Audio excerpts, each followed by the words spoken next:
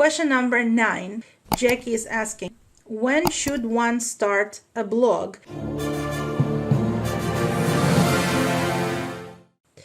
If you love writing, you should start immediately. A blog post written 10 years ago may bring you traffic today. Same as a YouTube video that you've filmed 10 years ago brings you traffic today.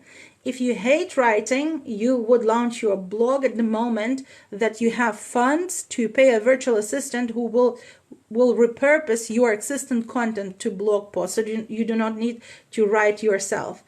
And growing a blog is as difficult as growing a YouTube channel.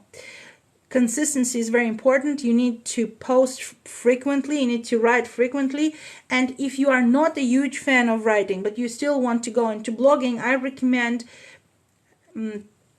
I see it as more advantageous to start writing guest posts for other blogs, for other established blogs with the link to your web store.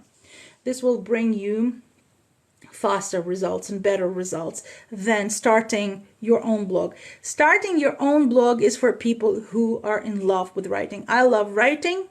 This is my alter ego, the writer, and that's for me. I cannot not write.